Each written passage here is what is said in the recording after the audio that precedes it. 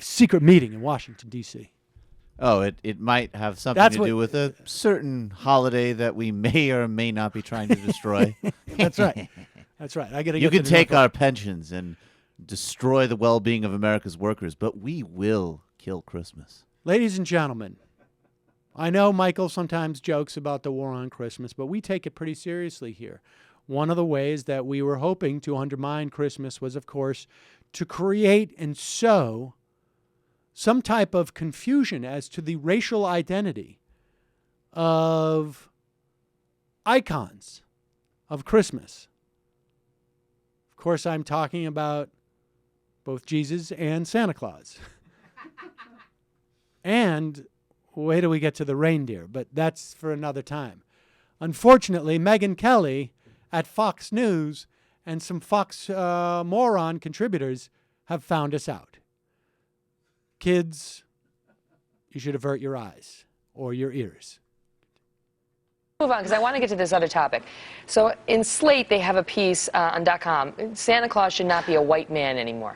And when I saw this headline, I kind of laughed, and I said, oh, this is so ridiculous. Yet another person claiming it's racist to have a white Santa, you know? And by the way, for all you kids watching at home, Santa just is white, but this person is just arguing that maybe we should also have a black Santa. But, you know, Santa is what he is, and just so you know, we're just debating this because someone wrote about it, kids. Pause it.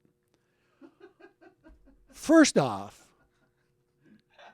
do the people at Fox News think that, like, 4-year-olds who believe in Santa Claus as being a real human being watch their news program? Mom, if you could warm up a milk bottle for me, that would be great. I'm going to want to catch Hannity, look at the real deal. What's going on with Obunglecare? Yeah, I want to know the real deal on spending. Second of all, if you are a parent and you're allowing your 4 or 5 or 6-year-old or 7-year-old, I guess theoretically an 8-year-old could believe in Santa, maybe 9 or 10, to watch Fox News, social services should be knocking on your door. Continue. Okay, I wanted to get that straight. But Jedediah, when I read the piece, the author seems to have, you know, she's African American, and she seems to have real pain at having grown up with this image of a white Santa, and she speaks about it kind of honestly, saying, I didn't really understand why that had to be. Yeah, she wants Santa to be inclusive, and I had the same reaction. Initially, I was thinking, oh, this is more politically correct nonsense, this is hypersensitivity in our culture. And then you read the piece and you really walk through the steps with her. I think it's a tribute to her writing. And you realize if you were a young kid and you were African American and your Santa Claus was white, it would affect you when you went to school. Maybe you wouldn't feel that you were part of that tradition. Now, she suggests that a penguin should be Santa. Okay, that's where she goes off the rails. Well, okay, I think that's... Pause it. Now...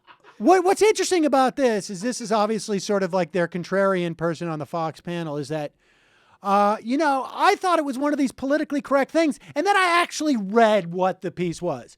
That dynamic plays out every day in the conservative mind, except for the part where they actually read it and try and understand the perspective.